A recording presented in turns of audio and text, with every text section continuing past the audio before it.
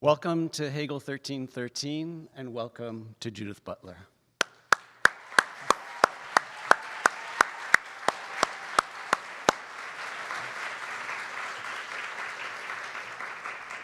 It's a great privilege to have and to welcome Judith Butler to this seminar series. Judith Butler has been confronting, inverting, I think arresting Hegel for many decades now. In fact, since the beginning of their scholarly research, really, and their doctoral dissertation. As I've been rereading all of these texts that we have for this evening, it has become so clear to me that Hegel plays a fundamental role in the way in which Judith Butler has thought over these past decades, and is a fundamental figure in whom they have been confronting. I said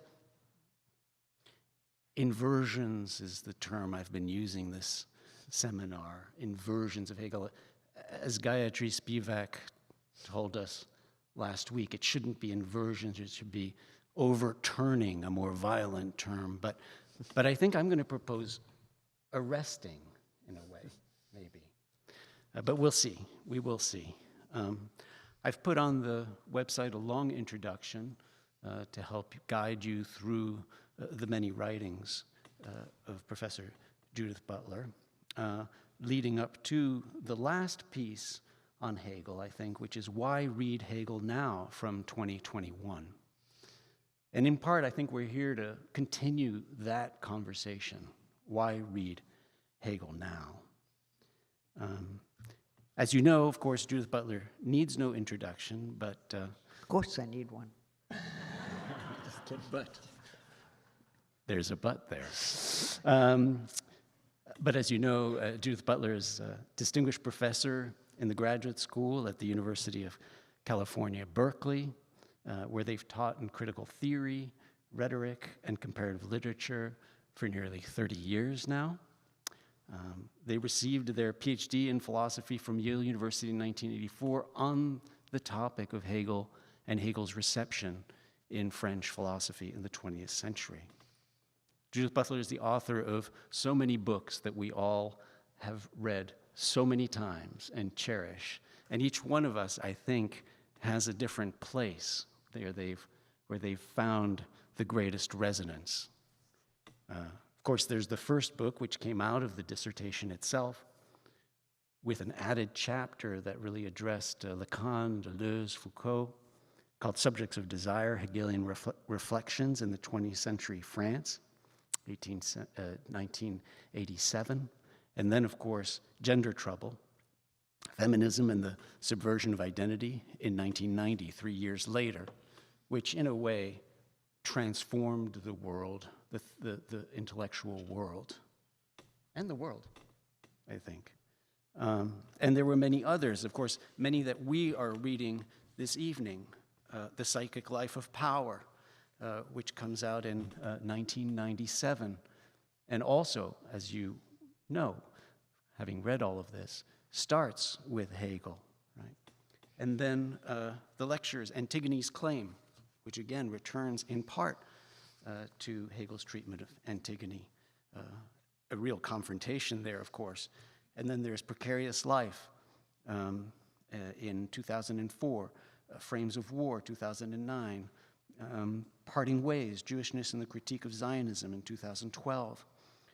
And then, of course, we get to the other interventions on Hegel. We've got the ones that we're looking at. We have the Hegel in France essay from 2006, which returns in a way to a lot of the material from the doctoral dissertation, but augments it and amplifies it and fills it out in the way that Judith Butler had proposed in their preface, in their new preface to the first book, of course. And then we have Notes Toward a Performative Theory of Assembly from 2015. All of these should be ringing bells as you kind of think historically about the way Judith Butler's interventions have marked our time, right? particularly here in the context of assembly, the Occupy movement. Then we have the force of nonviolence from 2020. We have, actually we have senses of the subject, and the essay that we read that Judith Butler wrote on Hegel's 7 pages manuscript on love. A surprising piece and a surprising essay as well. And then we come further to the present with the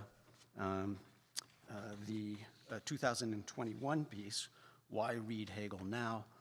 And then, let's see, we've got Forces of Nonviolence from 2020. We have What World Is This? A Pandemic Phenomenology, 2022, which I recall you doing a seminar on recently at Columbia. And then most recently, Who's Afraid of Gender, which just came out in 2024. So all of this is work that has been, for so many of us, formative, intellectually transformative, and important politically. Judith Butler is also active in several human rights organizations, served on the board of the Center for Constitutional Rights in New York, and is presently an advisory, on the advisory board of the Jewish Voice for Peace. So there is much more, but I think that what we're going to do now is turn it over to Judith Butler to give us some remarks and thoughts on the place of Hegel in their thought and in the present. Thank you. Great. Thank you, Bernard.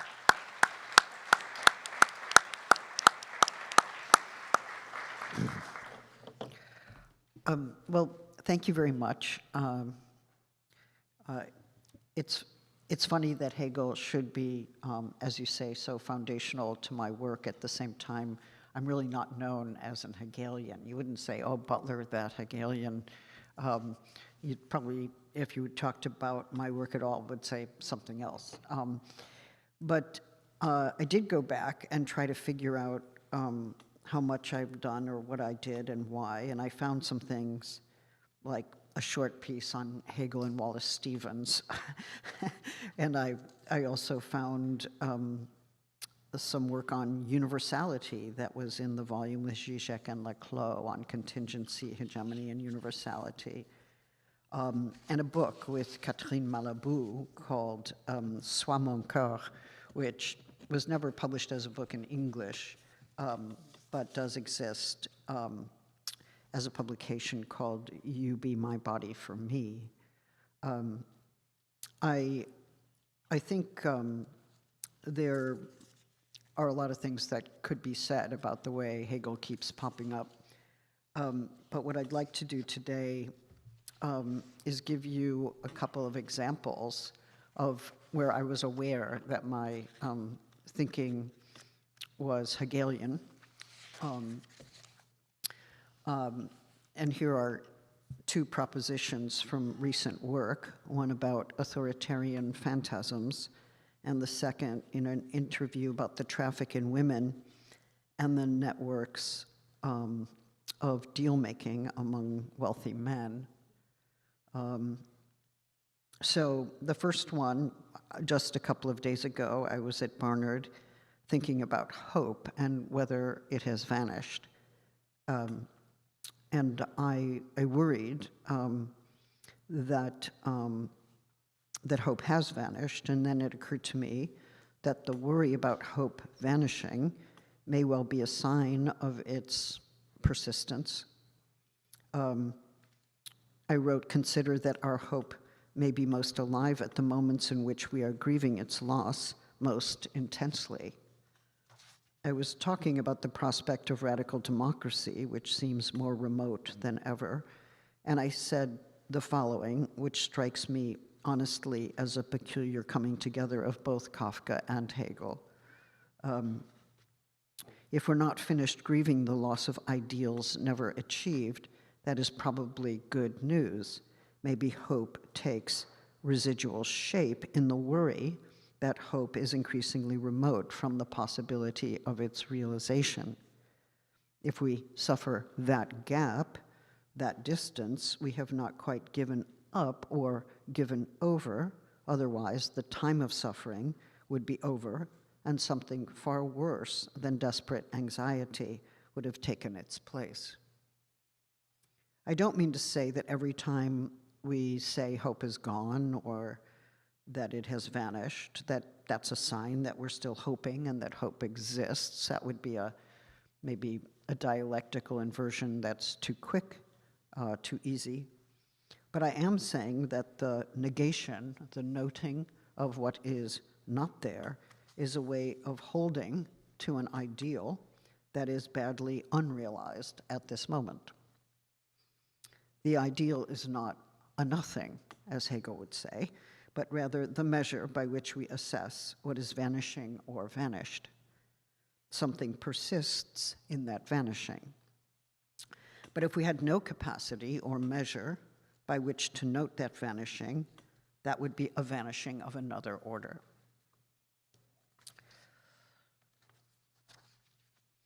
Here's another point that I just wrote yesterday in the middle of an interview as I was trying to collect my thoughts in the midst of political distress. Is what we are seeing in the wake of the partial publication of the Epstein files a sign of an unbridled masculinity? Is there a masculinity that is released from ethical and legal constraints? Or were the networks of trafficking themselves the reproduction and demonstration of masculinity as unbridled, a show for one another, a way of constituting homosocial networks of brokering among men? Time to think about the traffic in women in relation to unregulated capitalism, once again. But back to my point.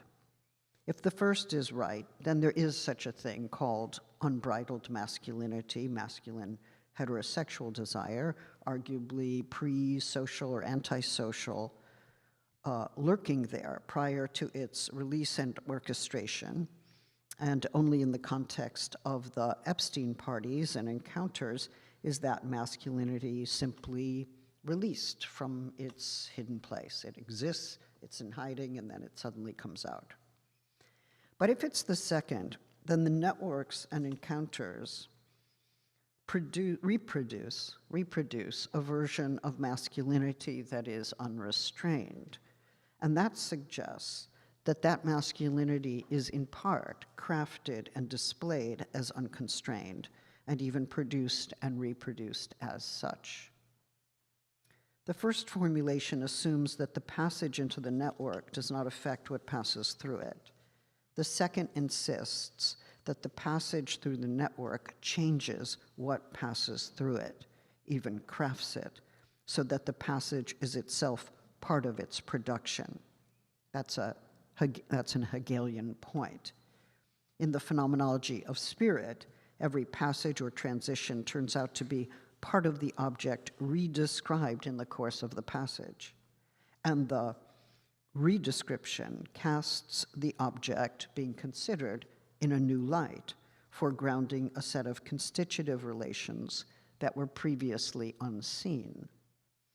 You think consciousness and its object are distinct, and sometimes it seems that every act of knowing is only an act of consciousness, and other times it seems that the object is primary and consciousness does little more than register its primacy, receive its impression. But what if the distinction between the two is a way of producing them each as separate, failing to see how the one cannot exist without the other? The unity between the two does not eradicate their distinctness, but only gives us a new constellation in which to see the two as distinct yet mutually constitutive. Of course, many criticisms can be made of this economical explanation, including the many other factors at work, including the history of sexual trafficking and the exploitation of women and girls, and sometimes men from the global south, but also the different permutations of the traffic in women, a concept that was not to be found in Hegel's work. I'm not saying that any of this is a full or satisfactory explanation of the Epstein networks, but I think there is a ruptured dialectic at work in forms of dissociation, refusal and externalization that is part of the very scene. That may indicate Hegel's enduring relationship to psychoanalysis, something made clear in Jessica Benjamin's scholarly work, but also if we understand that the description of a relationship among separate phenomena transforms our understanding of what they are, then the description is part of a new constellation of the phenomena themselves, leading, in Hegel's phenomenology, to a renaming process.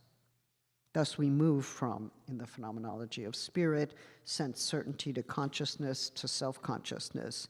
At least in that work, this sequence is not motored by any inexorable spirit of history, but rather by a method and a form of reading that demonstrates ideally a logical necessity, which is precisely not an historical prediction or an instance of historical determinism.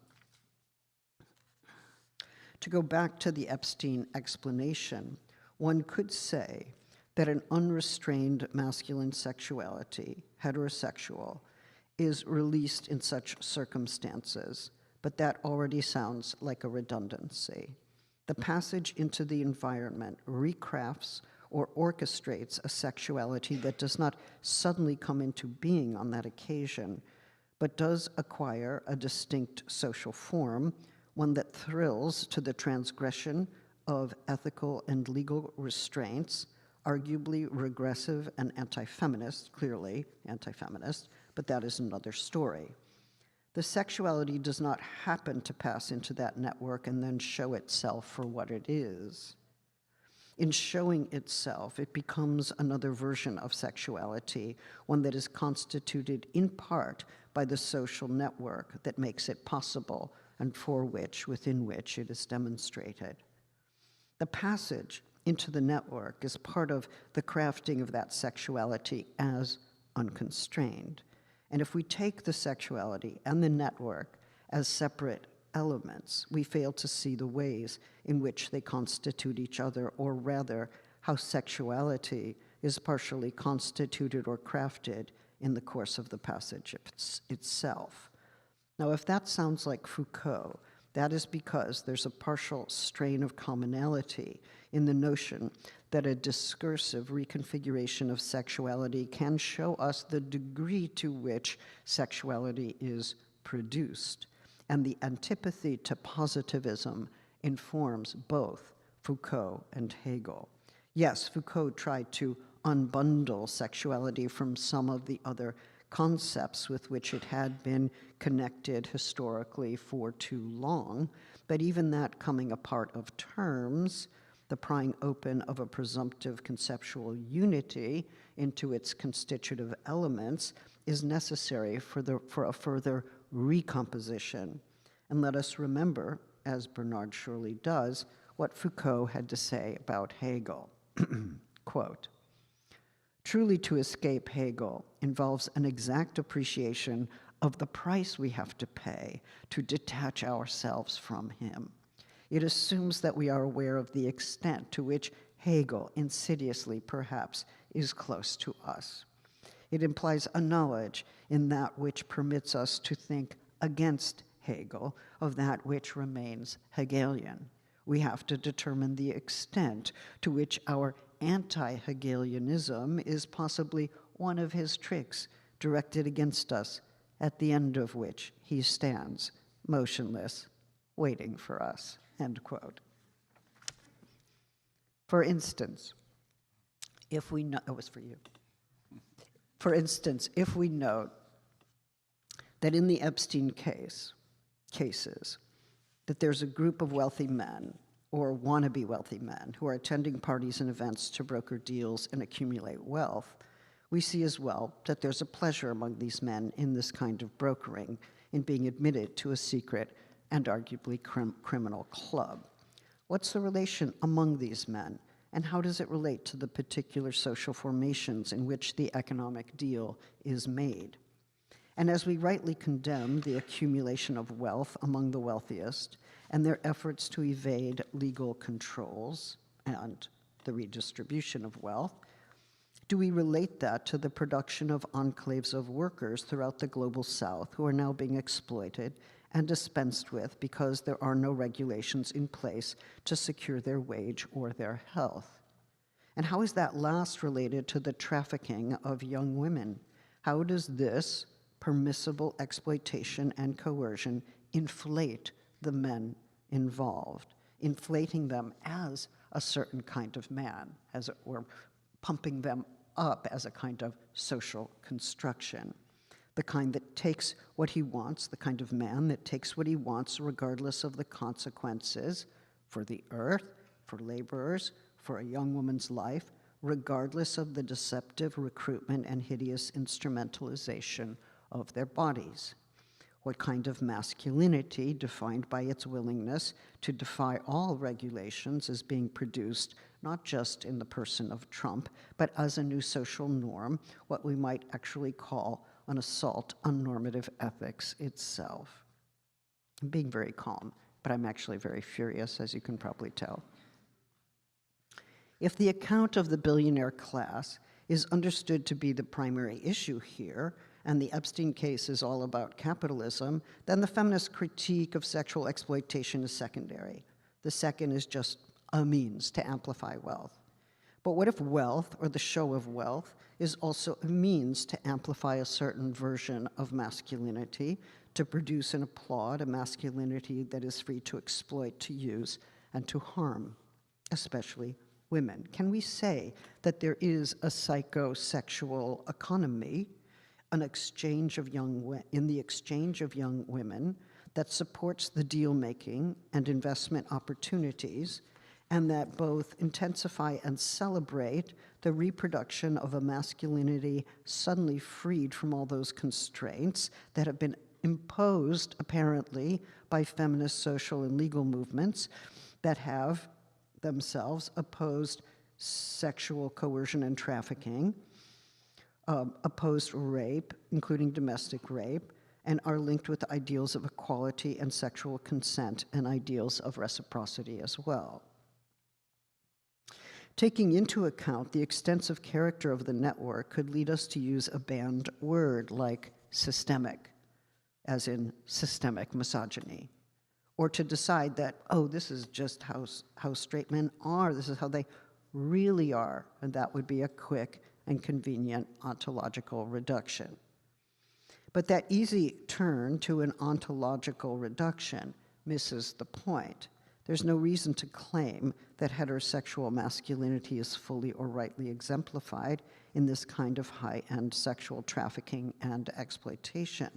Sexuality is formed and articulated in social worlds, which does not deny biological impulse, but pertains to its social articulation and form. Even the idea of impulse has a history, so is arguably part of that social articulation. When did we start to talk about impulses? In Hegelian fashion, we can ask, what is this scene in which an impulse is over there on the side of biology and social articulation is over there on the side of society? The scene permits for an opposition that is overcome by a model which assumes that there is a dynamic co-constitution at work, which is, by the way, the dominant framework in developmental biology in relationship to sexual development. In any case, I could not resist that point. But what I want to say is, yes, biology is important. Biological reductionism is emphatically unhelpful. Interestingly, Hegel's work is everywhere concerned with the living and life that characterizes human life and its interrelations with living processes in their distinct modalities. Hegel also helps us pose a set of ethical questions. For if we are interested not just in restraining what some would call an essential or constitutive dimension of something called heterosexual masculinity, or masculine heterosexuality, or sexuality more broadly, including sexual exploitation, rape, and coercion, we should also be asking under what conditions is that form of sexuality being reproduced, And then, in a post-Hegelian vein, how do we make changes in those conditions in order to create possibilities governed for sexuality, governed by reciprocity and non-exploitation as binding norms? Hegel is helpful not because he was brilliant on the matter of sexuality. He was not. But he does understand forms of exploitation as attempts to negate a constitutive reciprocity among humans. And this view can be extended beyond its anthropocentric version to living processes and other non-human life forms. Why is this important? Well, it's a way, first of all, to dispute positivist forms of understanding that either set up oppositions as if they were ordinary or necessary, or refuse to see that the interrelationship between apparently separate entities are in part constitutive of what they are. It helps us to think about a living interrelatedness, not only at the level of social ontology, but as an ethical framework. Reciprocity in human domains would be one iteration of that interrelatedness. If we treat others in such a way that we could never suffer what they suffer, then we deny the fact that we are both the kinds of beings who can suffer in that way that we have successfully externalized. It's only you who suffer, but not me. I am its agent. I cause suffering, and therefore I am exempt from being afflicted. Hegel busts that form of dissociated externalization. It is doubtless one reason why Lacan tried to rethink the Freudian notion of negation through a specific use of Hegel, coming up with denegation for Verneinung. One says, I am not that, or that something is not happening, but the not, or the no, ends up revealing a relationship to what is negated that effectively calls that negation into question. We might say that the denial of a constitutive set of interrelationships is at the core of some versions of ecological politics as well. However distinct human life may be from other forms of life, that distinctness cannot or should not result in a form of life that exerts domination over nature as if the human creature is not part of its complex set of interrelated living processes. I started by giving you some examples of hope and sexuality that I think are part of our times. And since I'm supposed to be thinking about Hegel for our times, I'm glad to return to some questions about desire, body, life, and the promising character of interdependency that I see as following from this brief discussion of mutually constitutive relations. First, let me say that the question of the use or value of Hegel for our times turns out to be a different question when we realize that Hegel insisted that we are, in our very thinking of our times or in our times, that history and social life more broadly are conditions of our thinking, but also part of the very way we make sense of the world. None of us are fully alone in this activity, for we are fundamentally social creatures. Indeed, the social character of human knowing follows from the condition in which relations to others are constitutive of who one is, not to be understood simply or only as what Hegel called external relations. One could take that to mean, that the subject devours all difference, but I think that is an erroneous way of understanding Hegel. It's very popular. But so too is the wrong use of the word performative. At a certain point, you just give up. You can't really chase it anymore, right? Okay, sorry.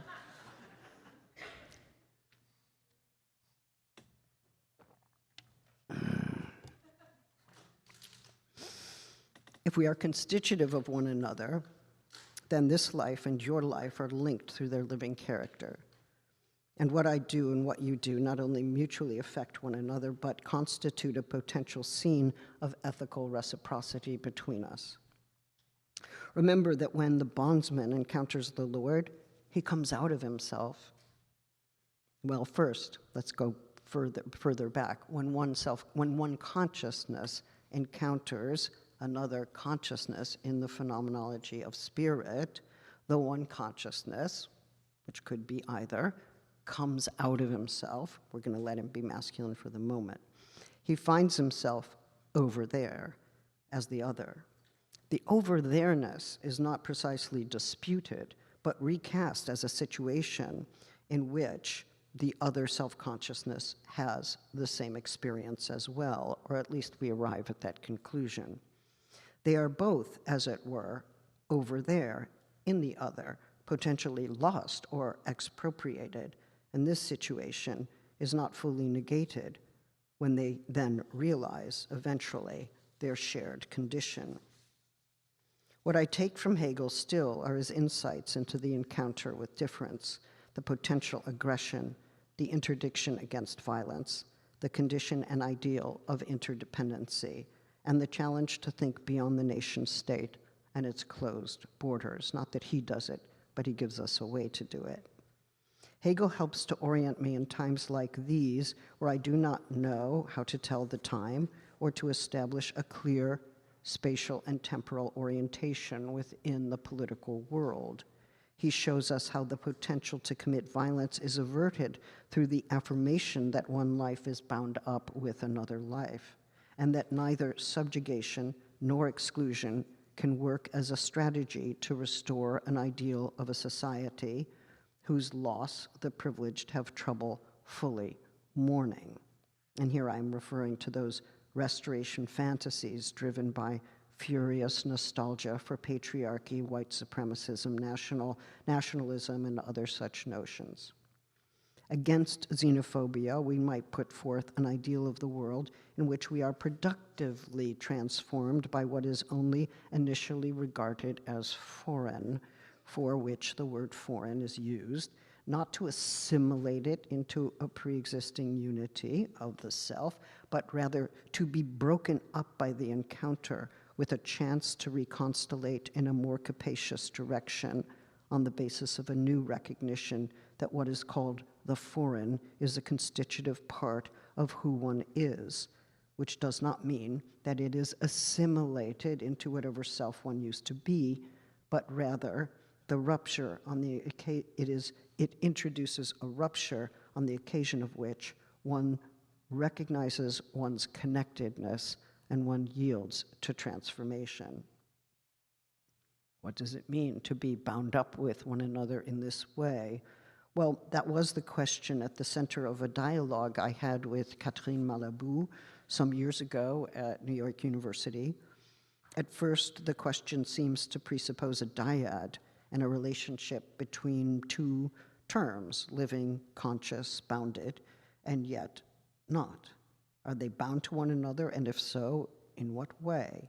If this being bound is part of what each of them is, then how do we rethink the ontological status of each term as both separable and not? Moreover, if the individuated life of each term is never fully exhausted in or by this relational structure, then how do we understand this persistent, individuated life? When we arrive at the lordship and bondage chapter in the Phenomenology of Spirit, the prevailing consciousness discovers another consciousness outside itself, and it's a scandal. How did it get there? Who is this bloke? How is it possible that this is me over there? And how can I account for this apparent distance between the me over there and the I who regards this me? Let it not be so. At first, it seems to be a question of comprehension, but it's also a passionate encounter. If I have, in Hegelian terms, come outside myself, außer sich geworden, then I am no longer localized in this here and now. That should not come as a surprise, since we have already learned in the chapter on sense certainty that spatial and temporal indexicals are basically promiscuous. You can say here, over there, and mean where you are, but I can use that same term to indicate my location. The term belongs to neither of us, nor is it tied to either location, though its task is to indicate a precise one, this here, now. In the scandalous scene in which it turns out that there's another consciousness besides the one that I am, it is I who appears here and there. For at least at this stage, there is no possibility of a you, much less a we or a they. They will arrive in time, of course, but at this initial moment, it appears to be demonstrated that I am a kind of being who is here and there at once. In this now, I can, as it were, face myself over there, but this involves a certain measure of self-loss or alienation. I have become other to myself. It also entails a surprising recurrence of myself at a spatial distance from where I thought I was. I appear to be iterable. I am, then, not quite bounded in space, as I apparently assumed. The I seems to have become two, but are there more? Of course, the problem is that the other, whom I face, is in some sense me, and in some sense not me. And this means that the redoubling of myself that happens in this initial encounter is one that establishes some other who is, in some sense, not me, and though that may be reassuring, since I'm not fully expropriated over there, it is also a kind of scandal to the conceit of self-sufficiency. So I encounter myself at a spatial distance from myself, redoubled. I encounter at the same time, and in the very same figure, the limit to myself, a check on my self-certainty, a problem of alterity. I am certain of this self here and now, but if all those terms can be duplicated, then of what am I actually certain? The appearance of the other rocks that certainty. The point, however, is to let oneself be rocked, broken up, and undone, for otherwise a new way of understanding cannot appear. The sudden appearance of the other has confused commentators on the phenomenology for some time. Why is it that the other suddenly appears? Why is it that the other appears as another shape? It all seems random. Well, not quite. Earlier in the text, there's a discourse on life, desire, and the way that something called shapes come into being and cease to be. The other consciousness, which is the entry into this doubling, which comes to be called self-consciousness, is one of those shapes. Earlier as well, space, time, and distance are conceptualized in relation to force, Kraft, and understanding, Verstand. Understanding is differentiated from perception, Wahrnehmung, and in perception, the determinateness of a thing is known along with its distinct and determinate qualities. We might understand this way of linking perception to determinateness as prefiguring the bounded and distinct sense of the I as it first comes face to face with its redoublement, I wrote, which I think is French, Verdopplung, or in or as the other. Of course, what happens in the domain of perception is to some extent analogous with what happens in the domain of understanding. Consciousness and unconsciousness, das Unbewusst, which appears here, even as there are progressive and qualitative distinctions among these domains. For the moment, let us consider the analogy, since this structure is less negated than recapitulated in later chapters. For a thing to be determinate, it must be distinguished from other determinate things, and there has to be a way of accounting for that distinction. If one thing is only determinate to the extent that it is differentiated from another determinate thing, then differentiation is the condition of becoming determinate. If we take the determinate thing as our point of departure, we put aside the question of how it became determinate to begin with, through what process. It thus follows that a shape is assumed and maintained to the extent that it is not some other shape, the term he uses is Gestalt, specifically not this other, and furthermore, not this other in a specific way. The negation wedges itself into the encounter of the other as a scandalous experience of self-loss. That me over there is not me, but that negation does not free us from one another. It initiates the articulation of our bond. But it also does something else. The appearance of this other self-consciousness produces a dyad, but in fact, the number of such shapes are potentially infinite. Duplicability is a feature of the human shape, and yet the relation of differentiation involves negation and the potential of an infinitely revisable bond. What Hegel calls shape here is not the same as matter. It is that which is formed and dissolved, comes into being, takes shape, and passes from being. Birth and death seem to be implied by shape. And shape, as duplicable, is from the start divided within itself. In other words, an infinity of difference is the horizon in which this or any shape takes shape. That infinity is thus central to what shape is, since not only does it form the necessary background to every existent shape, it constitutes an essence that exceeds the existence of any one. This open and limitless time is as definitive of shape as any determinate spatial existence. Just as shape cannot be reduced to its particular existence, neither can shape finally disappear into the infinity to which it belongs, though each shape can. Shape thus oscillates between particular existence and infinity, and this oscillation becomes its defining characteristic and movement. Well, that would be important if we can say that when Hegel is talking about shapes, he's also talking about bodies. The body has a shape and may even be one of the key models we have for thinking about shape in general. But before we can make the link between the two, we have to follow a few more transitions in the text.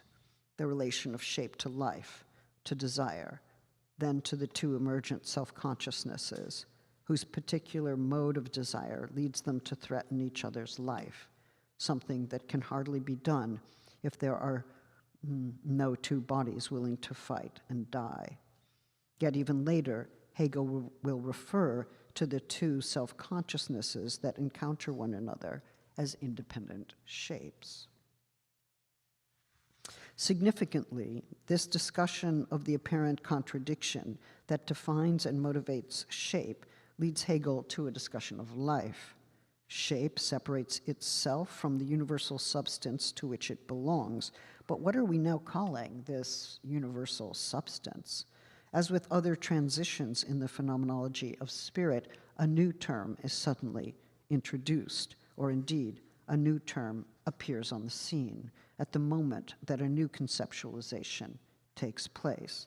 A new word, life, describes this dynamic of preserving oneself and becoming dissolved, of shapes that are not fully self-sufficient, but bound up with one another, taking and losing shape in relation to one another. We are, at this point, almost, but not quite, in a dance. But at this point, before the two consciousnesses appear, this medium is called quiet. Life is quiet. And only later, when there are two subjects desiring to live and thinking that they must kill in order to do so, does Unruhigkeit, or disquiet, characterize the scene. It is at this point that the universal substance is renamed as life, and a shape is referred to as a living being, das Lebendige, that is conceived as a medium. This life appears at first to be a quiet movement of shapes, taking shape, losing shape, coming into existence, passing from existence. Life is introduced as the process through which shape is imparted or instituted, Gestaltung, and overcome, Aufheben. This process is clearly not linear. Hegel says it is the whole round or cycle, Kreislauf, of this activity that constitutes life. Again, disquiet emerges once something called consciousness arrives on the scene. Consciousness is first called the genus in the Miller translation, but it's actually species, die Gattung, prefiguring what will become for Feuerbach and Marx the species, being Gattungswesen. As a species, it would seem that the one life is linked with others, and that this shared or common life is specified as one that belongs to self-consciousness. That term is introduced to describe the scene in which the I takes itself as a simple universal and independent. But that quiet conviction is disrupted and agitated by the existence of another independent life. This is the first such scandal I've referred to, one that precedes the one that opens chapter 4. The notion of a species emerges as a way of grouping or collecting such independent lives. And this means that it's not just your life or mine that comes to define what life is, but the collecting process itself. That too is life, the living character of gathering, but also of dissolution. The condition of differentiation defines the species, but the idea of the species would itself dissolve if this were a differentiation without limit. At least two dimensions of bodily life are presupposed by this account. First, one is a body among bodies. Second, the body involves a process of being formed or being dissolved. The species outlives the existing individual, even as the species requires existing individuals to reproduce it. So what is it about the idea of certitude that makes this condition of being a species being, of being substitutable and transient, so disquieting? Why not simply remain quiet and content with this Kreislauf, this cycle, which could colloquially be translated as running in circles, that is life itself. At the outset of the life and death struggle in Hegel's Phenomenology, one consciousness, or both, resolve to regain a sense of certainty in themselves. They can only do this, apparently, by overcoming the stark alterity of that other consciousness, which not only disrupts its own certainty, but possibly took it away. A dogged paranoia and anger takes over, but so too does a desire to overcome that other in some way.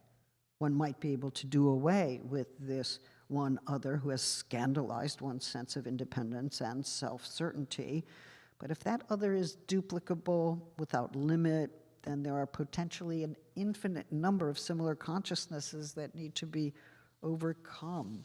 One would have to be a perpetual killing machine, I suppose.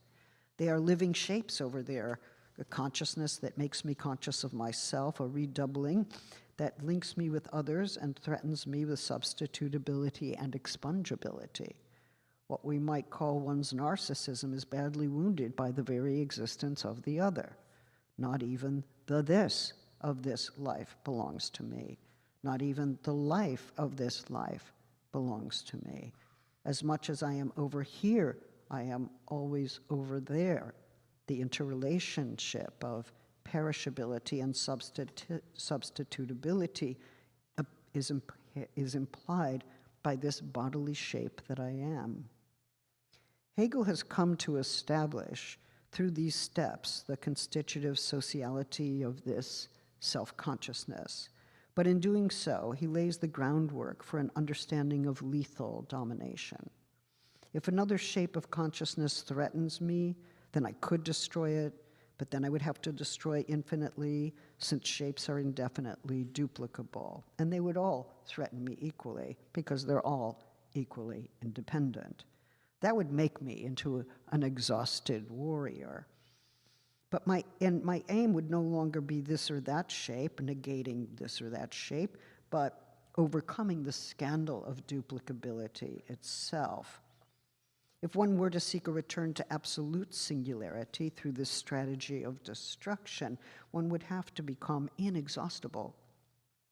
But since that's not possible, since the shape that is the human body succumbs to fatigue, Another option has to be found. As the text makes clear, one would have to risk one's own life as well to vanquish the other if we're talking about face-to-face combat. And if one is dead and gone, then there's no experience of absolute independent life. The medium of a life, the process of imparting and dissolving shape, has not yet been apprehended, since the one self-consciousness fails to understand that it has come into being and will pass from being. Its battle to become independent life attacks another life, but also life itself. Here we see something of the lethal destructiveness of that particular version of sovereignty. Potentially, this struggle gives rise to a sense of differentiated and connected life as the possible limit to endless destruction, the possible alternative. So then this gets me to my point. What does Hegel offer us now? Well, he asked in that text, and perhaps we ask now, how does one survive in such a world of so much destruction, if not through avowing an interdependent sociality? The life and death struggle ends, as you know, with the recognition that each consciousness actually requires the life of the other. It is a melancholy recognition, however, and then it becomes an excuse for domination, as the Lord conscripts the bondsman to work on the object and to become an object. But as we know, the bondsman potentially discovers his relation to material objects, his own signature on the object, and his own human species being. He is duplicated in the object, and self-consciousness emerges, but so too an idea of equality among humans, and through a negative means, the ideal of reciprocity. The bondsman doesn't make that recognition, but we can make it on the basis of the dynamism described. Quite apart from Hegel's nationalism, his racism, his misogyny, all of which are true, we can still see within his work the contours of a sociality irreducible to the nation, articulated through an open temporal trajectory of interdependency and desire, struggle, fear, and murderous dispositions and paranoid conviction, a clear way in which Hegel prefigures the psychoanalytic work of Melanie Klein. If one encounters one's potential death and the potential death of the other at the site of struggle, there is also a finite body, ecstatically, if scandalously, located outside itself, in or as the other. The discussion of life, shape, desire, and pleasure all presuppose that body. That other shape is not me, only if I am understood as this body here and not comported outside myself in what might be understood as an ecstatic ethical condition. If this I only gains its shape in the course of its differentiation from another, I'm bound to that other who I am emphatically not. And that process of differentiation can define my entire life, or at least what the psychologists would call my development, or it can lead to a recognition of an inevitable interdependency. For a body to be a body, it must be bound to another body. The difference internal to that bond can be peaceful or violent or somewhere in between. I wonder if there is a form of address that implicitly takes place in the life and death struggle, and then again in the lordship and bondage relation, even though Hegel never refers to such a thing. Is it not possible or even necessary to ventriloquize the voice of direct address that implicitly takes place in this encounter? You seem to live, but if I am the one who lives, then life cannot take place over there as well without you having taken my life away. And then you have to live, since I do not want to have my life threatened by you, and I see now that threatening your life also puts my own life at risk. This seems to be true, since we mirror each other, duplicate each other at some level, but this is still in some ways unbearable to me, for where is my singularity? In resolving on domination as a way to handle the problem of needing to live as this singular life and accepting substitutability as a constitutive condition of sociality, The Lord emerges as a figure who will seek to control the body of the other through a specific instrumentalization of substitutability. You be my labor for me. You labor on the objects, and I will become nothing other than a conceit of sovereignty with an endless appetite, a pure instrument of consumption. For Hegel, the body is hazy. It is a gestalt over there, possibly an animated specter. At the same time, if we insist that the shape is an embodied life, it would be defined as much by infinity as by location in space. The body would be here and there always. Would that then be a trace of infinity within the redoubling of the body, a scene only apparently dyadic that gives way to a limitless series of substitutions? What follows then is a framework that allows us to think about ethical forms of reciprocity and the deplorable forms of domination and dispossession. The economies of domination that seek to localize and intensify suffering for one group in the name of the freedom and independence of another depend on the relocalization of bodily suffering. If you are my body for me, then you are my body in my place, and I'm relieved of the burden of being a body. You take it over and live it for me, and I'm able to stay in relationship to that, my body as another. This suggests that the body is not precisely redoubled, but that it is evacuated, loaned out, and lived elsewhere. It's an impossible project, but it doesn't mean that it is therefore not one that people undertake. One uses another as a laboring or a sexual body. You be the usable and dispensable body for me, who will then lay claim to indispensability and independence. Of course, the Lord in such a scene is also a body, one defined by holding other bodies in his control, exploited, deported, exhausted, violated, and used. Identity papers stripped away, whether trans or migrant or both.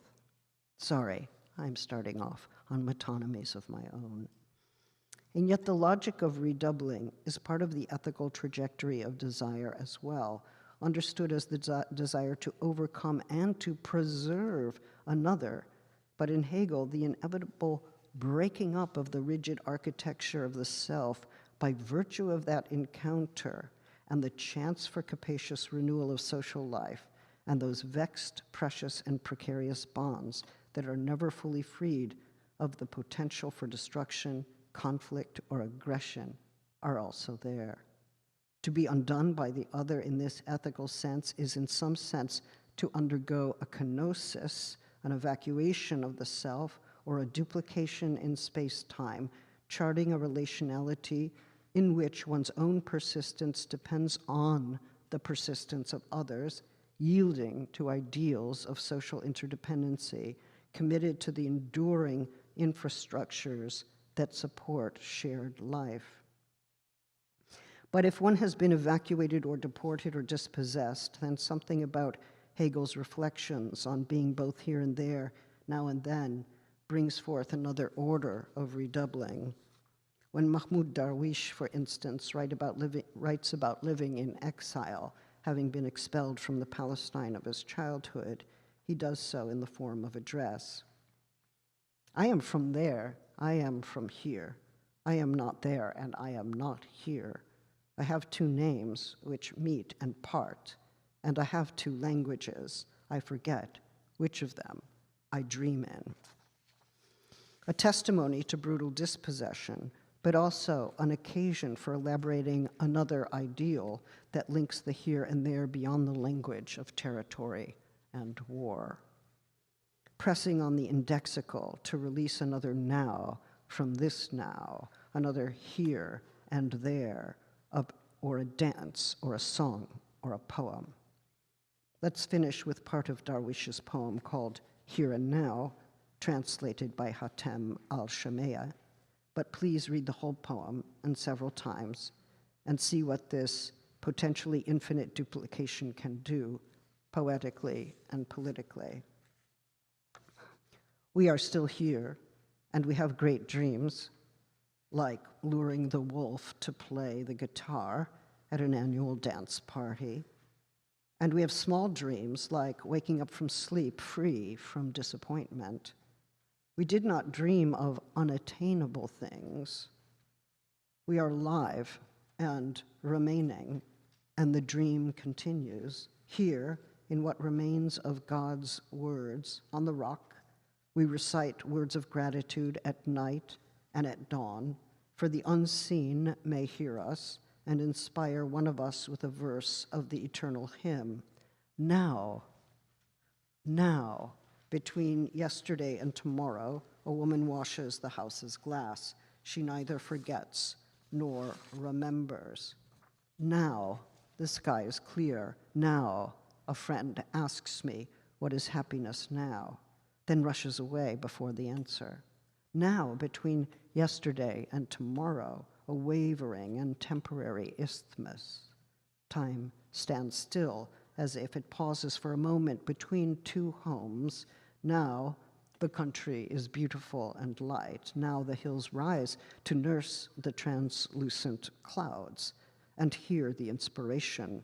And tomorrow is the lot of the perplexed. Now our yesterday polishes a lunar stone icon. Now we live the past and tomorrow together, and we walk in two directions that may exchange a poetic greeting. Now the meaning has the scratches of the broken present, like geography. Now, in the nap of small time, eternity changes the sacred names.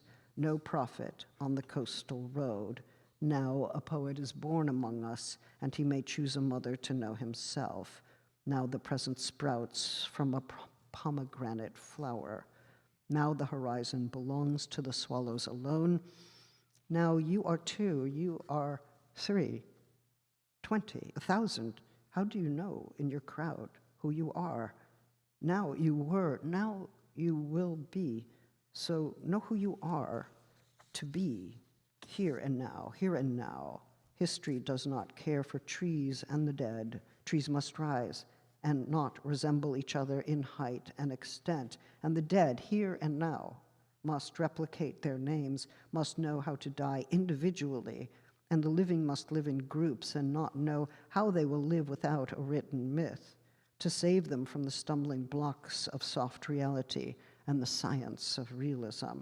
And they must say, we are still here, watching a perceiving star in every letter of the alphabet, and they must sing, we are still here, bearing the burden of eternity. Thank you very much.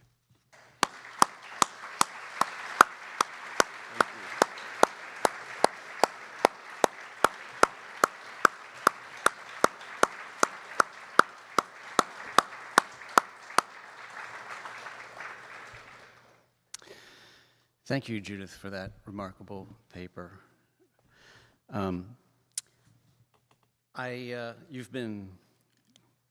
You've been working on this for the past few days, writing it. Yes, well, And, I had to put it together when I realized that I had a bunch of people I had to speak in front of. Yes, right, it's true. right. And I got some good takeout, yeah. And I've been working on an emergency motion, so we've been know you have. parallel to each other, know but you have. I haven't had a chance yet to write a full response. You don't have to do that. But let me ask you a few questions. And I think I have 3 in particular. I think I'm going to ask them separately because this material is dense and beautiful and complicated. And the first, in part, has to do with your relationship to the phenomenology of spirit. Because as you were speaking this evening, I had an epiphany. I hadn't thought this before, and I'm wondering what your reaction would be. As you were talking about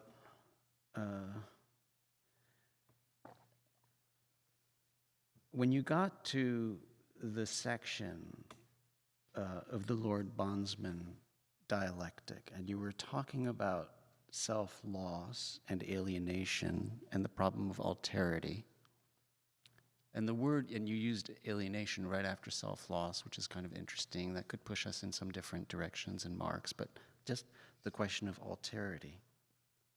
All of a sudden it struck me that it could be that all of your remarkable work on self-loss and alterity, which is so fundamental to the work that you would do in Gender Trouble and then later, is a kind of life and death, that the life and death struggle remains internal to self-conscious, to the subject. That in fact, that other self-consciousness is not an other self-consciousness, but is the alterity of oneself. Now, and I'm going to come to this in the second question, that could potentially be problematic because of the work that you want to do with the moment of sociality in Hegel, which happens later in that sequence. And there's a sense in which we need the other subject in order to achieve the sociality that you spoke about, and that I'll come to later, and that you also wrote about when you address the unhappy consciousness parts of the phenomenology. But here's the idea, and I'm wondering if I just missed it and it was there, or this is actually clarifying or completely on the side.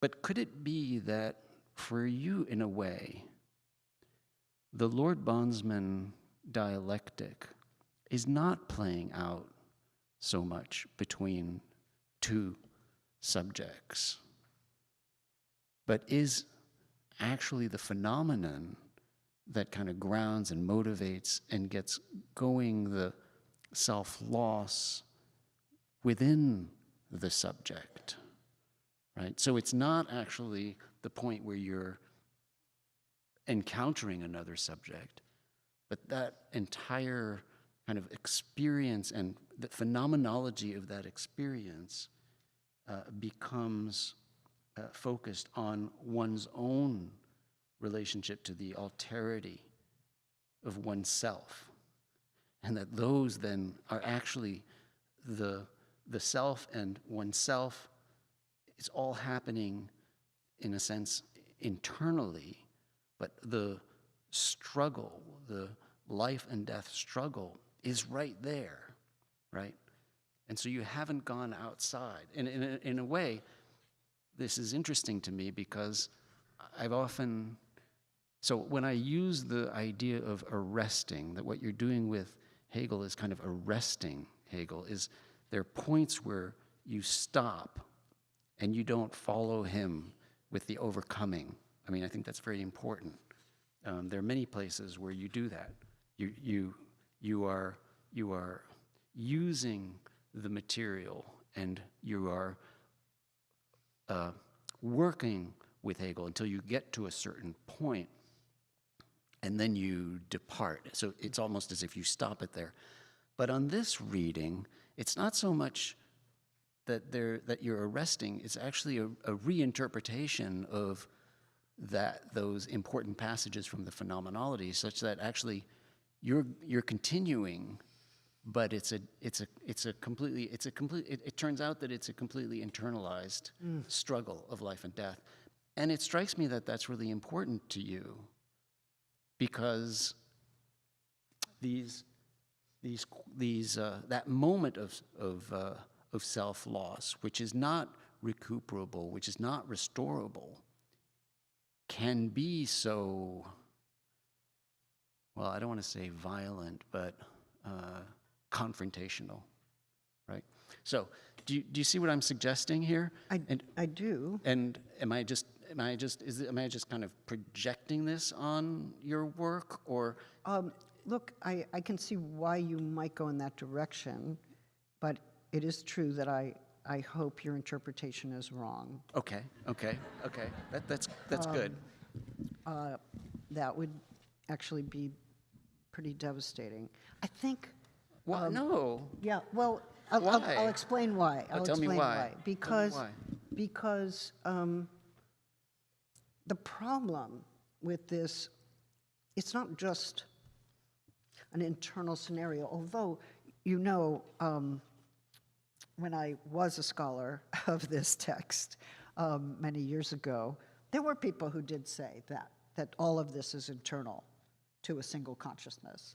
And then there were others who said absolutely not. Of your work? No, of the phenomenology of okay, spirit. Okay. Of right. the phenomenology of spirit, and this particular scene between two self-consciousnesses. So, you know, and it was interesting that there were interpreters who said, oh, well, there is no second independent consciousness. That's just part of the internal scenario of a consciousness, and the whole chapter is just describing a single consciousness and its internal divisions. And then there were others who absolutely disputed that and said, no, this is the incipient moment of an actual social theory. And of course, the problem with the first thesis is that it's a whole lot like the subject who's scandalized by the other and can't accept its existence.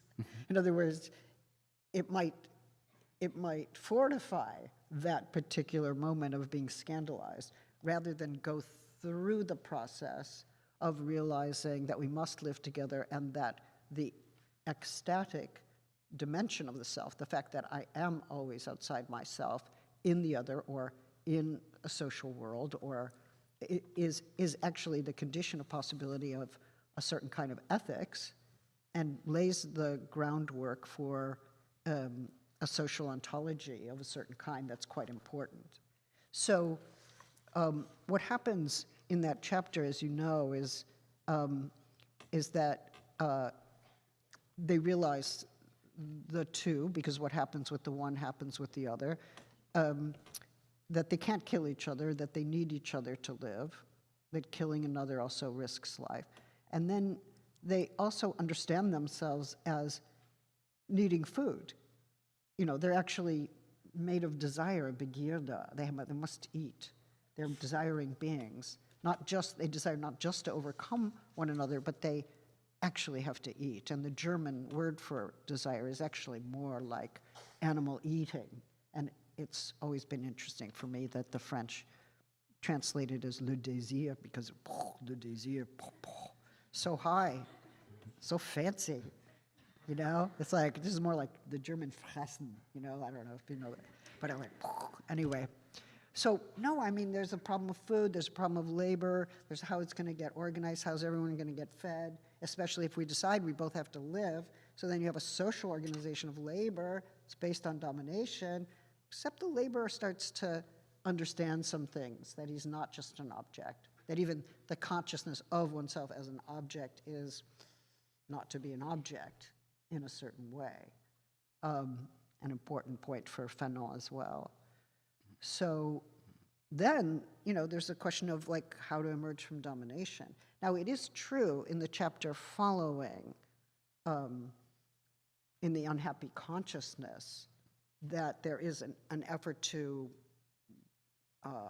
arrive at an internal solution to this whole problem. So we could say the psychic structure of self-domination emerges in unhappy consciousness, but that also happens within certain religious rituals, implying religious institutions, and also there has to be a mediator, a priest, at which point we break out into the social again. So we have labor, we have war, we have labor, we have the social organization of food, we have religious institutions. We're breaking out all the time, and that breaking out is really extremely important to the way in which interdependency gets conceptualized. So I don't think I'm departing from Hegel here. I actually think, and I could probably show this as well in some of the work in the logic on nature, that interdependency is a fundamental understanding of living creatures in relation to one another. Yeah, okay. And of course, this is what's so complicated about having you here, right now, is that you're both the kind of the author, the object of study, and you wanna diagnose me. and yes, You wanna right. diagnose Yeah, it's hard. You think so, I'm manifesting symptoms. right. In other words, That could be. like I have enough humility to accept it. right. We're missing the third part of our usual dyad at this seminar, which is either the author or the philosopher interpreting the author, because I see. you're playing both of those roles here. So maybe I have to assume that other role, perhaps. Then no, because that never happened. This never happens. Yeah. But so I do think now the incipient moment that I described, like where the other is a scandal, I mean, I think, psychoanalytically, one could say that there are individuals for whom there is no other, there is no object, that everything is a narcissistic concern, right? That the entire domain of alterity cannot be admitted, or when it is, it's a scandal and a threat. So it's a very defensive creature right there.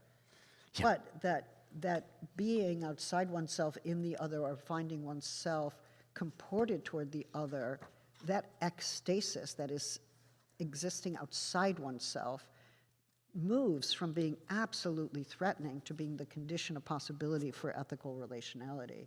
So for me, there is a willingness to get wrecked as a narcissist in order to live in the world with others that I think Hegel is staging and restaging. right. That it's that that is I do think that that's there. Yeah. Okay. So then. I mean, I do him some favors. Yeah, right. The way I would think about this, and you definitely don't have to agree. The way I would think about this is that, in a way, we always think of Hegel as cycling, right? Cycling through, some of us think of Hegel as cycling through these, not bicycling, but in a cyclical manner. Through concepts, etc. There's a way in which I now read your work as cycling twice through the Lord Bondsman dialectic. Cycling twice. So you're not giving up on the moving forward to sociality. So I understand that's important. And nonviolence, by the way. And nonviolence, right. Which are actually, of course, I'm apparently both. a member of a terrorist organization, according to the newspapers, but they forget that I wrote a book on nonviolence and I actually, okay, sorry. Right, no, I understand. So the hypothesis here, and then I'll go on, but the hypothesis here would be, in fact, that to best understand, to one interpretation of Judith Butler's work is that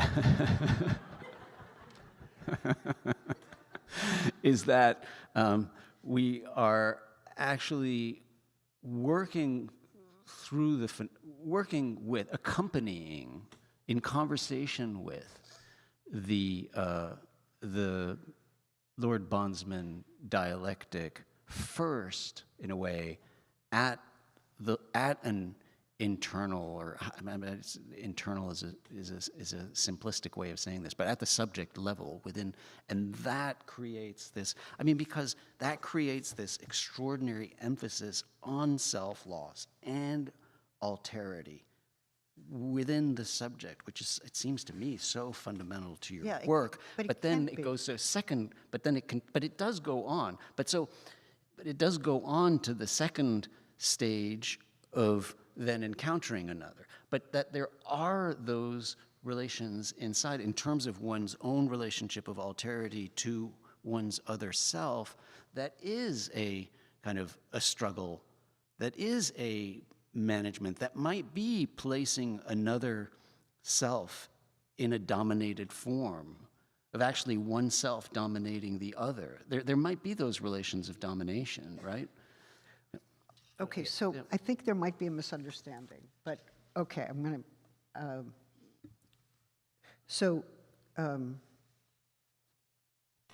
This chapter doesn't give us a developmental or formative account of how human subjects come into being. It posits a strangely solipsistic and narcissistic creature who doesn't understand that as a human creature, it has come into the world in a state of radical dependency, as all infants do, right? So this is an adult figure, we might say, who is denying interdependency from the start, denying dependency and seeking a radical autonomy, which is, I think, very masculinist and defensive, and I try to show it, the narcissistic and paranoid dimensions of it. Now, in my work, outside of Hegel, I'm pretty clear that we enter the world in a state of radical dependency, and that the denial of that dependency is part and parcel of the emergence of certain kinds of masculinity, but also certain kinds of individualism. So I've written kind of extensively on that to show what the conceit of independence and sovereignty might be on those models that deny dependency. But with Hegel, we're like this creature who comes to us as the first instance of a recognizably human form, barely recognizably human, is scandalized by alterity as if it has not, from the beginning of life, been received and handled by another, or by a set of others, or by institutions of care, whether they worked or failed to work, doesn't understand that it emerged into this world through relations of sociality, right? So, for instance, on my work on gender, there's very often a scene in which an infant comes into the world and somebody says, it's a boy, it's a girl, right? And then that social operation animates something within the child, and indeed that interpolation continues throughout life. So my own theory would start from another place, not this place, but it would surely also involve a recognition of hostility, aggression, and potential for violence, but also ways out of violence, which I find extremely interesting and which keep getting bollocks in the chapter. Like, oh, we're both alive. Oh, we both need each other. We can't live without each other. We can't take each other's life, right? We can't take each other's life. That's not going to work. We both have to stay alive if what we're trying to do is achieve some independence. Like, oh, we're independent, but we're in this relationship where our independence depends on differentiation, which means I actually need you to be differentiated from me in order for me to, right? So there's a way in which need and dependency keep confounding these conceits of self-sufficiency. So if all of this that I'm saying now takes place inside of a subject, then the object world falls away, the world of others, the world of social life and institutional life, history itself, and it would collapse into a solipsism. Now, you might want to say that to me, but then we're not going to dinner. Unless, oh, well, then maybe I'll be quiet. But unless if you really want to push on this, you can push on it. I mean, unless you cycle through it, unless you are able to somehow pull out of it in a way to then do the work that leads you to sociality. In other words, unless you're able to. Right, which is why I have turned to Freud and Foucault. Right. Like, there's deep. I mean, we could do a whole other thing on me in psychoanalysis. Whoa.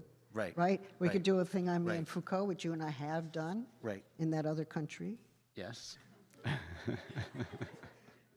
No, I mean, I do bring different kinds of, and feminist theory, queer theory, excellent new work in trans studies. I bring stuff together in my way to build my own, but I'm not like, oh, fundamentally a Hegelian, or you're going to find the key to me in that chapter. Like, oh, that's the key that will unlock the essence of Judith Butler's work. I don't think so. Right. No, I agree. And You're worried about the dinner now. No. I agree. And what's interesting about this year, in a way, is that we're taking this cut into work. We're taking this Hegelian cut into work, right? And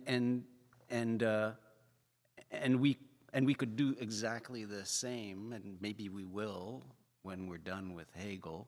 We could take a Foucauldian cut into work, into other people's work. We could take a Butlerian cut into people's work, which would be, in some sense, to figure out how their conversations with you shaped their work. I mean, that's what makes it tricky to have this conversation, because it's the way in which we're also looking at your oeuvre in that way. But it is a cut, which obviously, and so there's. I'm certainly not suggesting that that Hegel, where Hegel fits in the scale of your interlocutors, in a sense, But we're just on that now.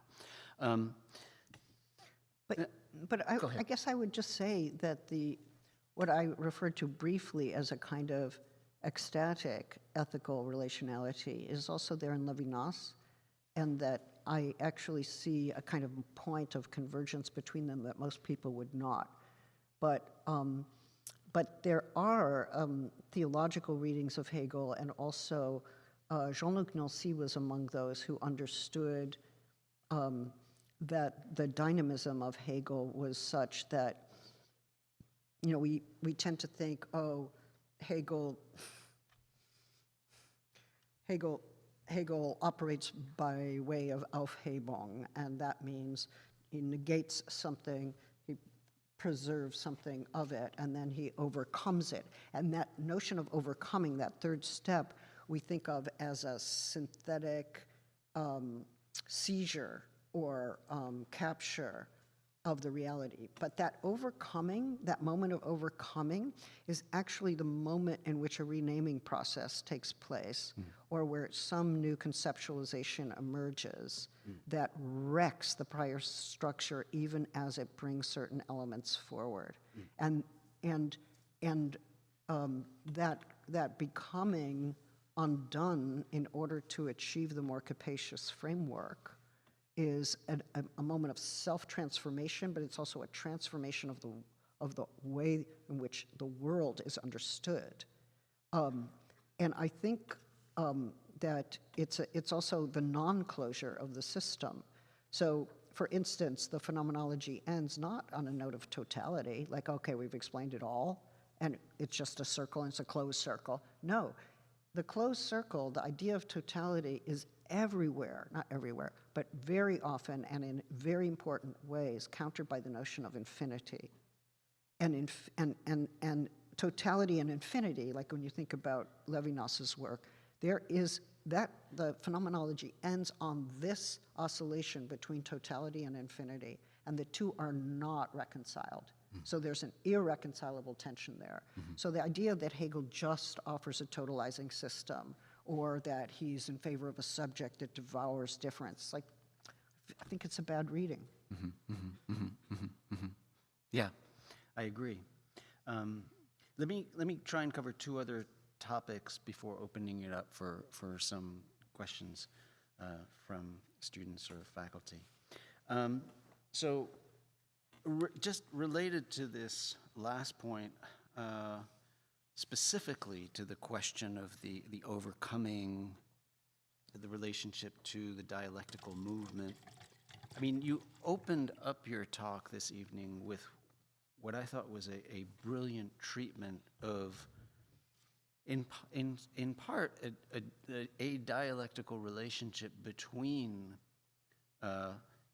heterosexual hypermasculinity and sexual assault and trafficking in the case of the Epstein files, and exploitative capitalism, and that's, in a way, that's how you opened up the conversation. And you were coming back to it. You were coming back to it at the end, when you were discussing the questions of sociality that are opened up by the interdependency in Hegel's work, in the parts after the Lord-Bondsman relationship, where you were talking about an economics of domination, right, and relocation of the bodily suffering, right? And I heard a lot of echoes of the Epstein in that. And so I felt that you were actually kind of coming back to that, or that there was a kind of a full circle here, where the development was returning to this question of how to think about the relationship between hypermasculinity and sexual assault in the Epstein situation and exploitative capitalism.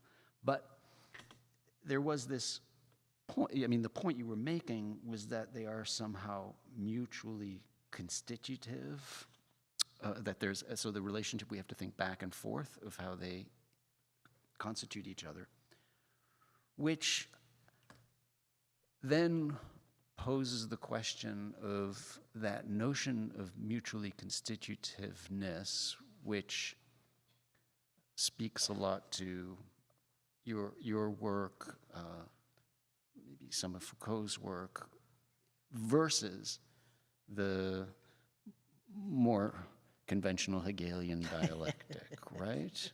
Right? Yeah. So I take it that we ultimately we're not really doing Hegel when we're thinking about this relationship. Because certainly there's not any kind of overcoming whatever, but there is possibly a renaming that you want to have in conversation. I think it's different, and Okay. I think we can find it in Marx as well. Okay. But I think all I'm doing with Hegel, and remember, I'm not applying Hegel. Yeah. You know, I'm thinking, what is the way of analyzing phenomena that, at least at first, seem to be pretty discrete? And, you know, I just read something, was perfectly beautifully written, but I think fundamentally wrong, which was just, oh, the Epstein business is just display and deflection, and that's not what's really important. What's really important is the economic agenda, the transformations of capitalism under the Trump regime, or that are happening transnationally. I thought, oh, I see, you're just gonna, this sexual violence stuff is just on the side. It's a deflection, it's a distraction, so that we don't look at the real thing. I thought, that can't be right. And then, but I've also seen other analyses where this is truly about patriarchy, and patriarchy is the social structure that is more important than any possible economic structure that we could be talking about, including capitalism, because patriarchy and the traffic in women extends throughout different economic formations. And that's a very strong feminist argument. These are the kinds of polarities that Juliet Mitchell spent her life trying to overcome. I think she actually still is enormously important for our thinking on these matters, as is her work in psychoanalysis. But if we are to avoid that kind of scattered, I'm not quite sure I know how to put this. I think there's a way, if we just take the idea of something like rights stripping, okay? Like, where is rights stripping happening? Well, it's happening in abductions and deportations, as you well know, at Columbia, where some of your own people have been taken. It's happening in the denial of trans rights, legal existence, passports, healthcare. It's happening in the right to education. It's happening to the right to affordable healthcare. It's happening in Palestine. fundamental political rights of self-determination systematically denied and indefinitely postponed, infinitely postponed. How do we, the repeal of Roe v. Wade, I mean, what does it mean that an authoritarian regime augments and intensifies its own power through systematic rights stripping so that people are left exposed, vulnerable, easily manipulated or without recourse to any appeal, or even, possibly the decimation of electoral rights is on the horizon. Mm-hmm. I mean, we can talk about all these as separate issues, but do we have a framework that's complex enough to understand what is happening? Are there threads that hold them together? In the Epstein case, how do we think about the billionaire class as a class of men that are reproducing each other as men, even as they are, or precisely through the exploitation of young women and the orchestration of that kind of recruitment? Like, why is it that we tend to just go to one framework that's supposed to explain, whether it's, Hegel or Foucault, right? Mm-hmm. Like, Mm-hmm. I won't, I don't. I think the world is too complex. Like, we need to bring all those resources to bear. What would be the analysis of power? Foucault could surely help us in understanding the reproduction of a certain kind of masculinity, maybe not what he wrote on it, but maybe the way he wrote about the production of the subject is enormously helpful for us. But the point would be that if these issues are interrelated in a non-conspiratorial way, right? That's the other thing, is the Epstein, those who want to say it's a conspiracy, or those who use anti-Semitic frameworks for talking about a cabal. Anytime you talk about a cabal, it's anti-Semitism, so don't use the word. It's not helpful. And let's make sure we identify true anti-Semitism from the horrific and fraudulent instrumentalization of the charge to suppress Palestinian freedom and your right to protest. Okay, that said, I think we need a complex enough analysis that we can move between these different zones where people get stuck. It's like, I can only look at the sexual politics. I can only look at capitalism. I don't see what trans rights has to do with what's happening in Palestine. Well, there's a lot that actually goes together there, especially as people are deprived of fundamental rights to live, to name themselves, and to govern their own lives. The destruction of infrastructure that allows for shared life itself, the destruction of educational institutions there, right, scholasticide there, versus defunding here, versus, not versus, obviously, what is the continuum, what is the interrelationship? So trying to overcome this way in which we separate issues, which the media would have us do,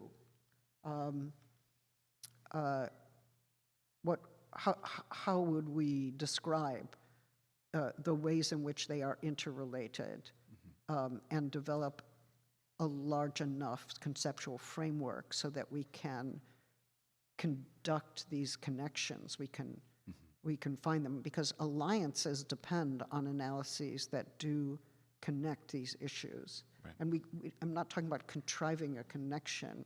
I think that the form of emerging authoritarianism that we have is one that is about shameless right stripping, and those young women in the Epstein scenes had their basic freedom taken away, and also their rights to consent. I mean, what are we talking about when violation like that takes place at the same time that other people are being denied their rights to exist in their own name. These are shameless forms of sadistic intervention and control that need to be thought of in relationship to one another. So, the Hegelian move is simply one that actually allows us to think about how these issues are acting upon one another and how they are interconnected, not to come up with a totality or a closed system.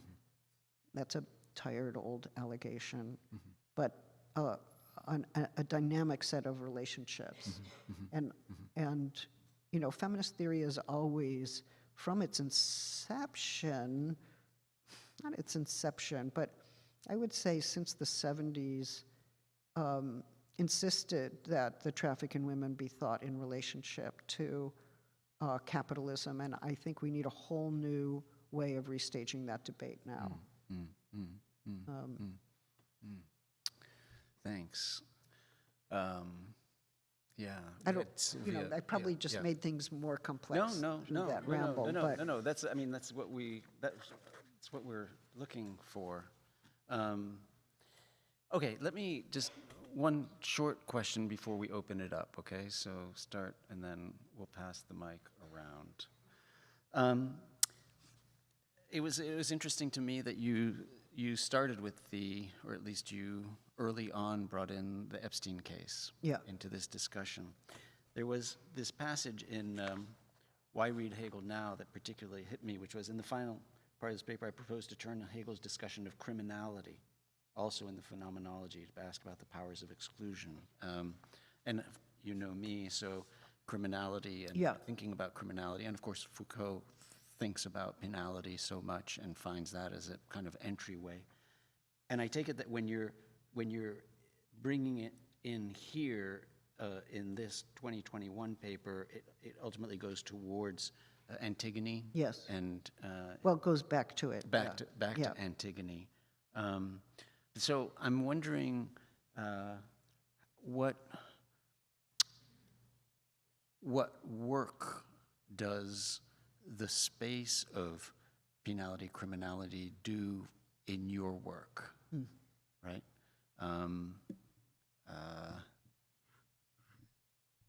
Whether it's in the context of thinking through Antigone or thinking through the Epstein situation, is there something particular about criminality that can be productive in your thinking?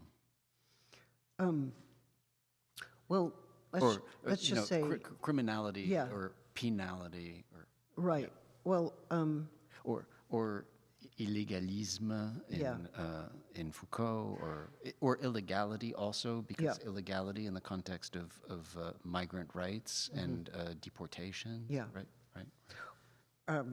Well, I think they're kind of three separate things. One would be, if we're going to talk about Hegel, his understanding of criminality as part of the reproduction of the family and the state. And he does effectively talk about that also, about the production of guilt as not being related to a crime, but really as something that's produced by punishment. So there is some interesting work in Hegel about how the law serves the reproduction of family and state that other people have worked on much more than I have. For myself, working against the criminalization of lesbian, gay, non-binary, trans people has been one of the important theoretical and activist commitments of my life. And I was myself criminalized as a young person, so I come by it honestly. But I think my work in lesbian and gay human rights, which covered about 12 years of my life before joining CCR and some other organizations, that's been a pretty big commitment. And I'm in touch with, I would say, young queer people and trans people all over the world who are fighting criminalization to this day. So that's really crucial to me. Foucault is obviously very important to me in thinking about those issues. and struggling to decriminalize consensual sexuality of that kind, and so that's definitely in my work, and I've written on it extensively. I'm writing a book right now on Kafka and the law. I'll probably be done by next year. So Kafka himself was a lawyer, Right. and it's extremely interesting for me to be reading his office writings, where he is expanding on the idea of insurance, which I know you have interests in. And he ends up asking why it is that public health, especially on issues of psychiatric suffering, isn't funded nationally, and why people, especially who return from war with war trauma, aren't given publicly funded residential facilities with proper care. And so, that's something that I've been working on lately, and reading that in relationship to his fiction, where criminalization seems to be a kind of pervasive norm. I have some strong interests in abolitionist politics as well, especially as it proposes certain experimental ways of imagining a world in which we deal with injury and crime through other means than state violence. Right, yeah. Thank you. Yeah, maybe what we need to do is another cut into the Butler oeuvre through that angle, maybe in 2 years. Okay, all right. So who wants to ask a question?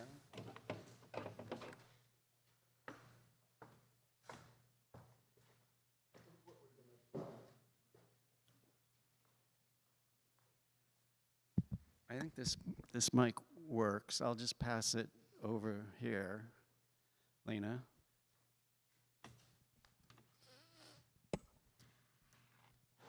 Yeah, okay, great, this works. Thank you so much for the talk, that was really interesting. Can you hear me? Yes, okay. I had a question about where exactly the ethical comes from in what you were saying, because you seem to say in the beginning that the ethical comes from alterity, or from the experience of alterity. And I was wondering how exactly that should work, because it seems to me that if something is really totally if it's a total alterity, you can't draw anything from it, you can't draw an ethical relation from it.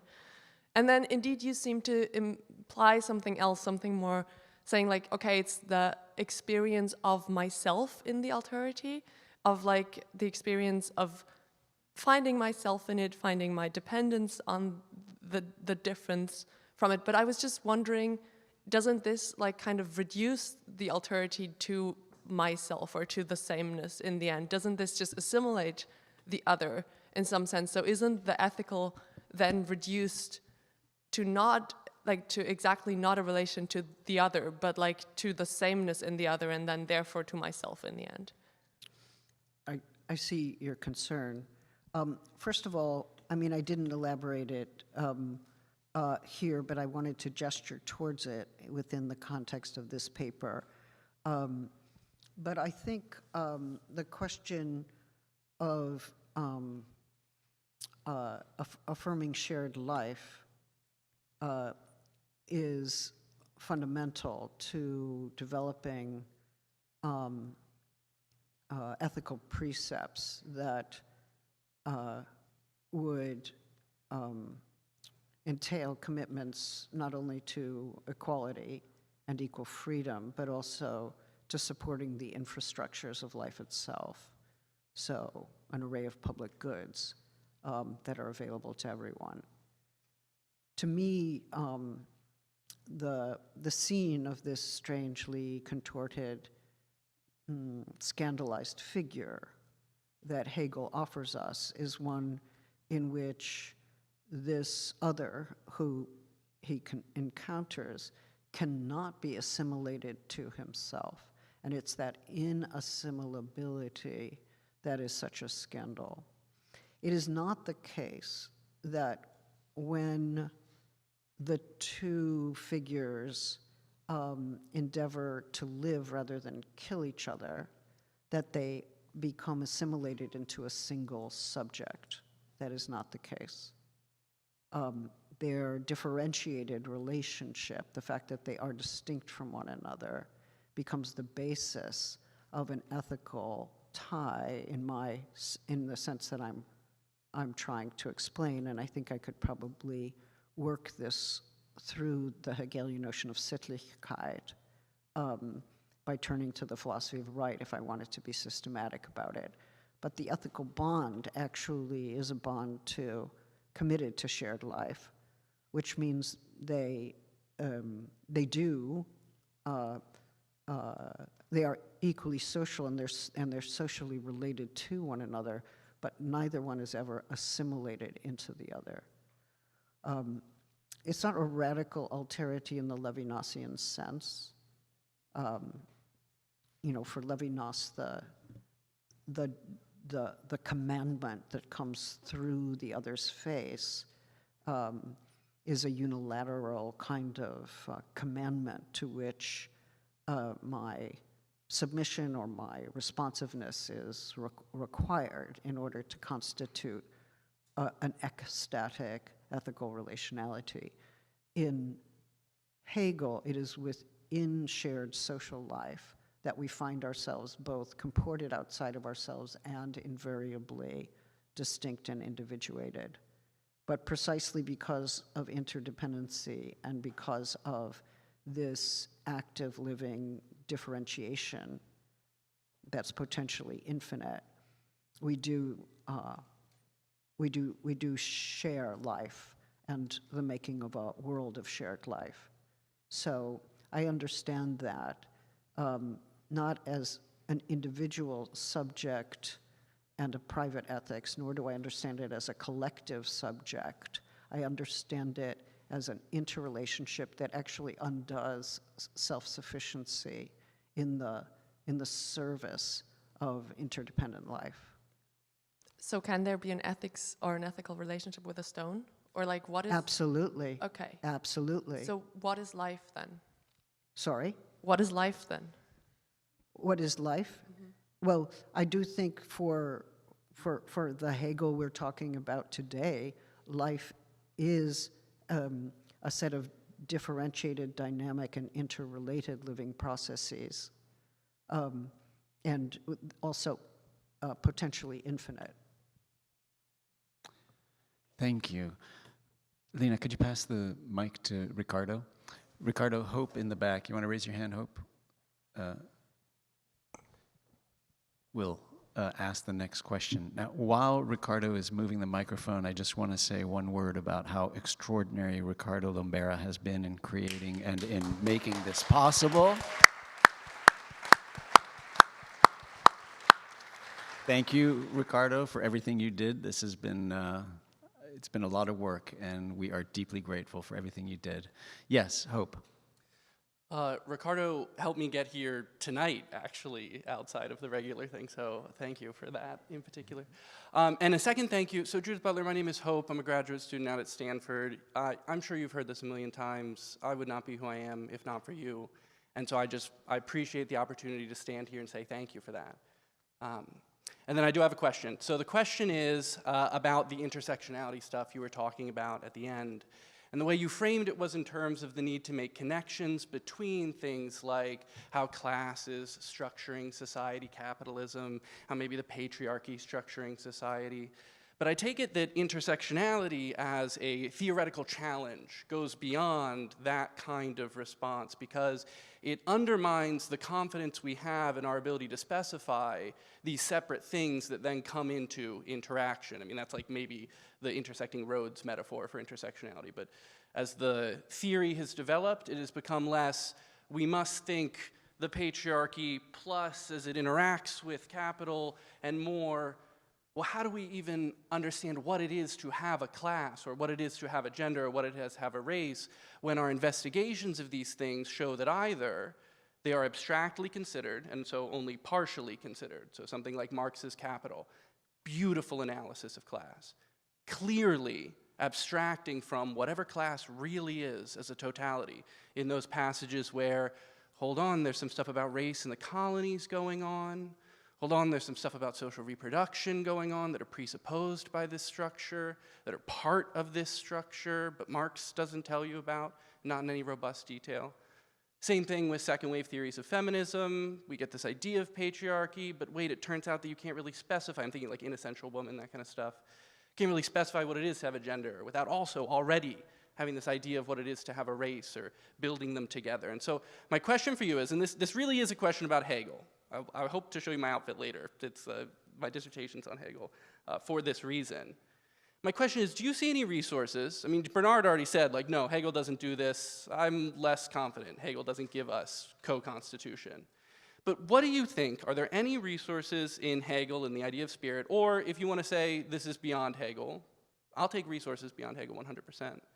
For not thinking the problem of intersectionality you posed as the interaction between things we already understand, but instead thinking it as some form of kaleidoscopic co-constitution of things that can never be separated, yet are distinguishable from each other. Okay, this is my question. Would you help me with it? Look, briefly, because it's too big for me to answer well, I think intersectionality is a really important legal theory. A great respect for Kimberly Crenshaw and all she's done to establish different ways of thinking about legal status. I'm not sure intersectionality is the name for what I'm proposing we need to do in terms of building a constellation of analyses using a number of resources to understand what is happening in the world as capitalism, authoritarianism, and a wide range of reactionary movements are achieving great success. I think we do need to draw from different theoretical frameworks.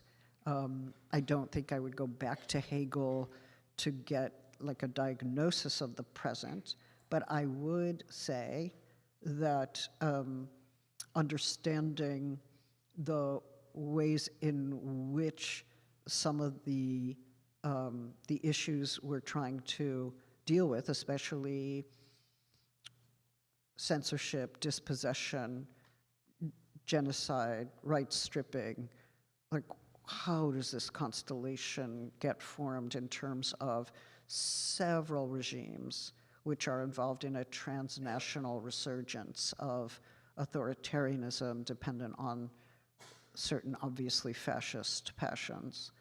So, you know, I'm willing to read widely, and I think we should too. It's not a moment to be doctrinaire. It's not a moment to stay inside of a given framework and say, oh, I'm only going to think this within the framework that I already know. It's a moment to open oneself to some other ways of knowing and also understand what the transnational framework is for emerging authoritarianism, which is something that's been very important for me in thinking about the anti-gender ideology movement. So, you know, I'm not saying, oh, let's just take what we can from anything, but I think theoretical positions, political theoretical positions have to allow themselves to be revised in light of the objects they're finding, right? And to go through new conceptualizations, but to return to more rigid orthodoxies at this moment, I think would be counterproductive when complex analysis and transnational alliance are what is required. Thank you, Judith. Billy, did I see your hand up? Or okay, sorry. Can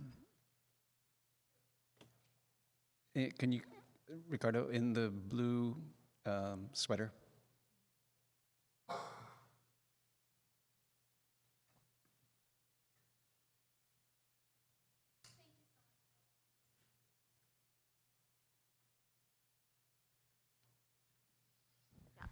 Thank you so much for your talk. I really enjoyed it. I think that I heard you say that we need a new framework for understanding the trafficking of women. in a more perhaps sophisticated notion of interrelation.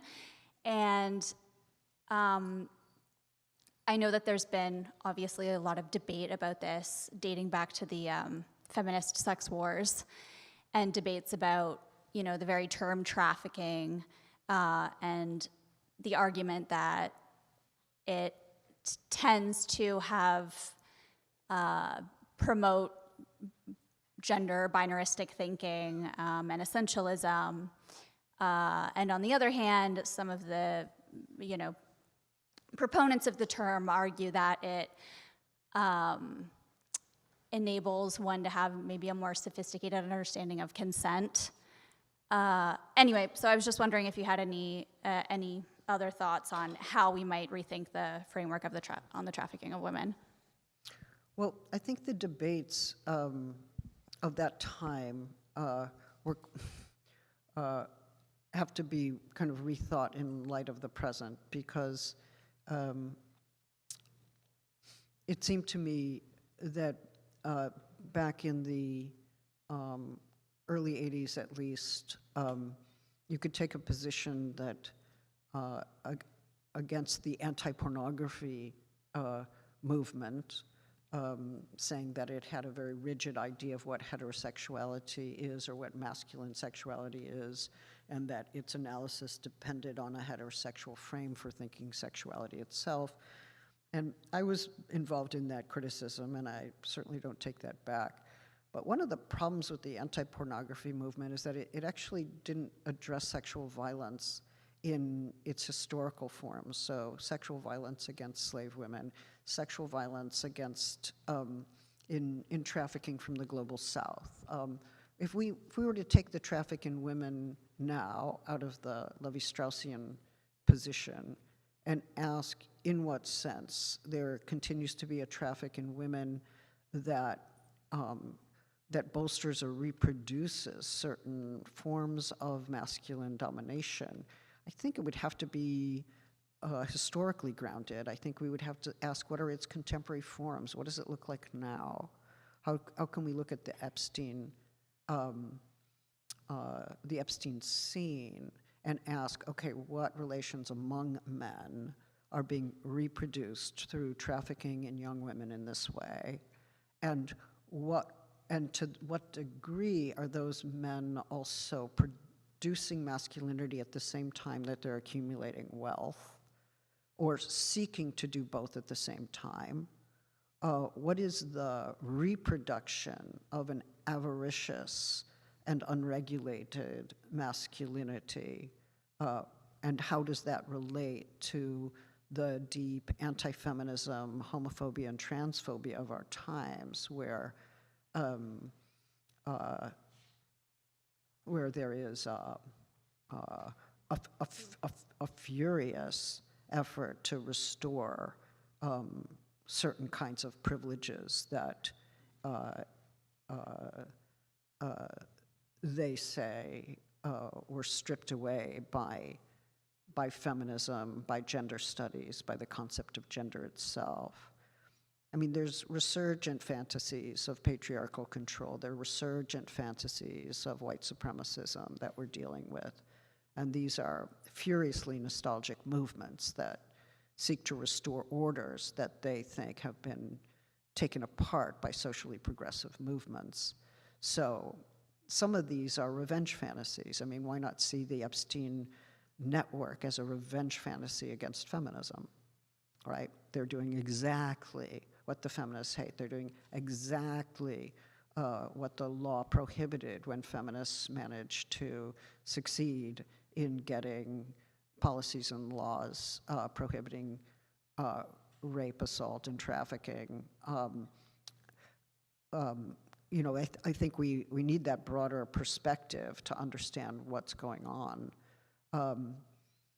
It would be very foolish to have an account of sexuality during this time without an account of sexual violence. I think we need that for intellectual, theoretical, and political reasons, especially since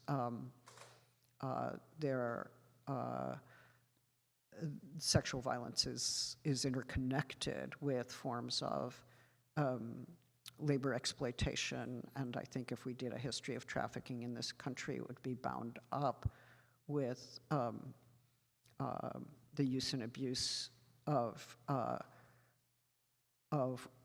women in the global South and in the history of slavery. So why aren't we reconceptualizing along those lines so that we can bring in both the